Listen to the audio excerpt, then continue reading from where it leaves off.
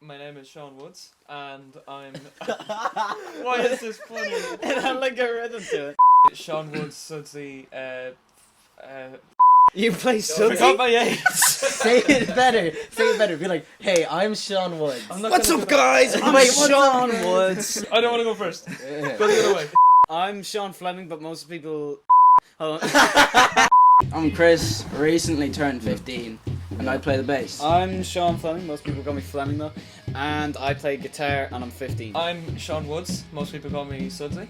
I play drums and I'm 15. Hey, I'm Juan Miguel de Porta. I'm 15 years old and I play guitar and I lead vocals.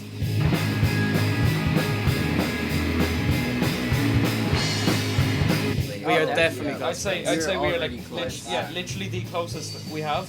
Yeah, Yeah. But it was so strange. Some of us are polar opposites of each other. Oh, Yeah.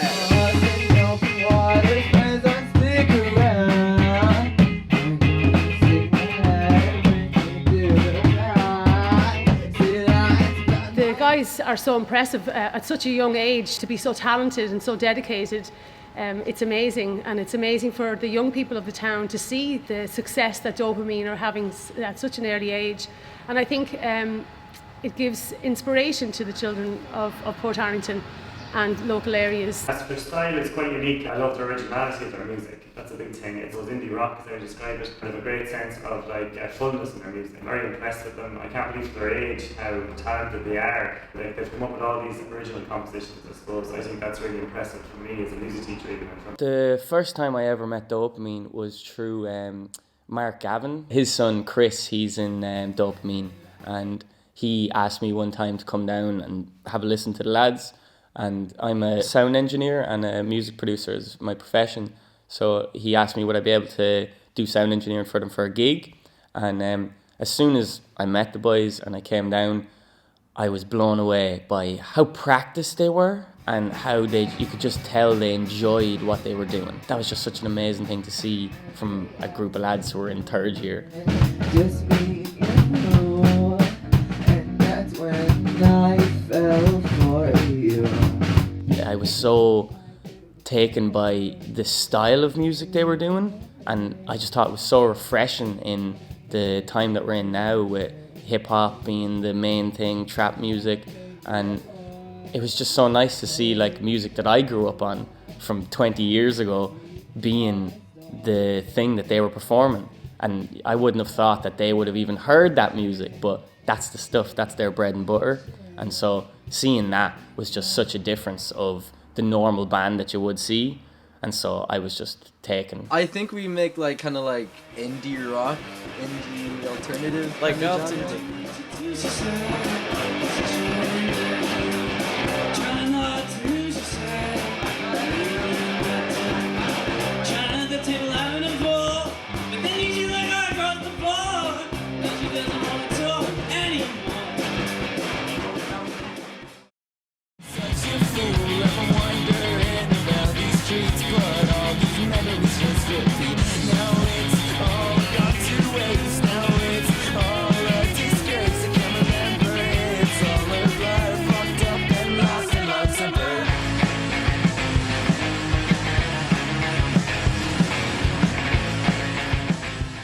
Lost in Luxembourg. Funny story. It came about when Sudsy was talking to his dad, right? My dad, like, he was on a business trip in Luxembourg and he was really bored, so he went out.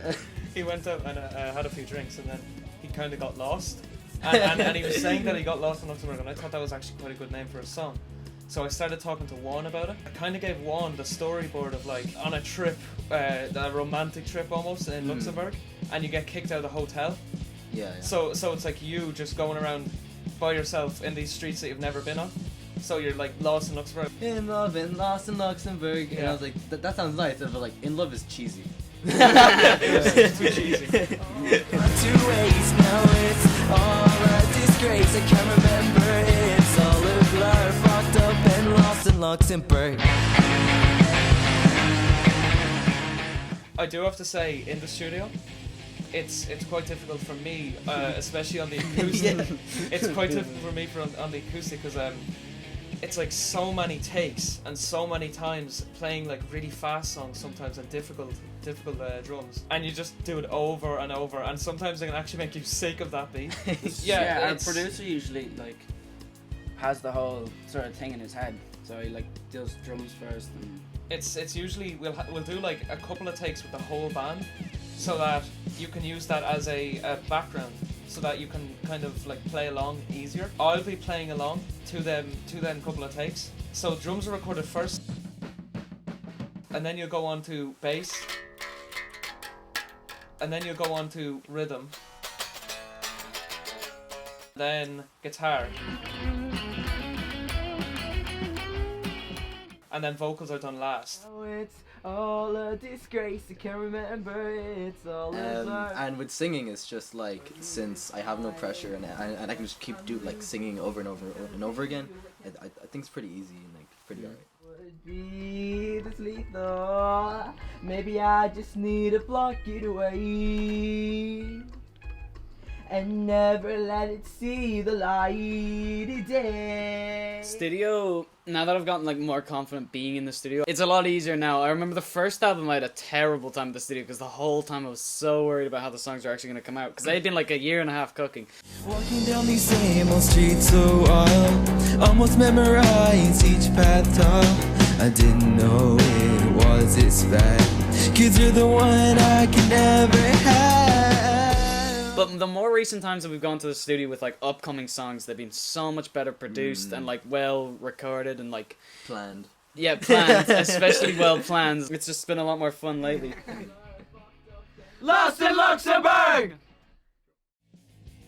The energy that them boys put forward when they start playing together makes everyone in the room want to be a part of it, which music is supposed to be. They make it very fun. They make it fun to listen to, they make it fun to try make sound better, they make it fun to just be a part of altogether. And that is something that you can have bands that play for 15 years and they never obtain that. And that is really something that I think you can't learn that, you just have to kind of have that and go with it. And they definitely have that. We've performed in the Anvil in Port Tallington and the Solace Arts Festival. Anvil was It was quite difficult. I was really nervous for the Anvil. I was really nervous. It was difficult because it was our first ever gig in front of live people. In front of So the first gig in the Anvil, for a first gig, it was very good. And I've been a part of a good few gigs, from being in college to doing festivals and doing EP and stuff. And I've seen bands play that have played for years together, and the boys did phenomenal.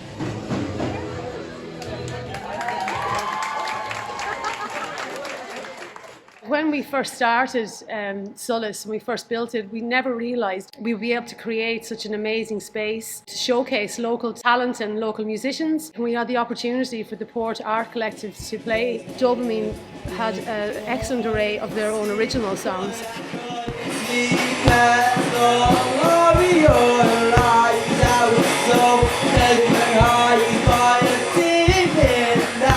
And they had the whole crowd going, everyone was up cheering. but Solace most of was the Solace. so much easier. I It don't know was what It's it also was. so much better. It was shorter Solace too. was Yeah. so much fun. There wasn't know why it all was so the much attention on us. It was just a good gig. It was quite fun. We had better gear Really too. better So gear. much better gear. And just more confidence in the songs we were Yeah. playing. Yeah. I'm riding high. When I was king, I played it hard and fast, and I hit everything. I was very proud to be able to present the boys with the Leash Next Superstar Award, which is a great achievement for the guys. Their first competition that they entered, and they came first place with 51% of the votes, which is very impressive, and it was well deserved. Tarleton's own Dopamine have recently won the Leash Next Superstars competition in the Leinster Express. To present them with their prize this evening. I think the future is very bright for Dopamine. It's obvious that with the amount of work and practice that they're putting in, that they're going to go places. And I just hope that when they're rich and famous, that they remember everyone at Sullus. For the future, it's kind of hard to say. I'm just More gigs, get as many gigs. yeah, and just keep writing things. What are we doing? I love writing music and just getting into studios. Oh yeah.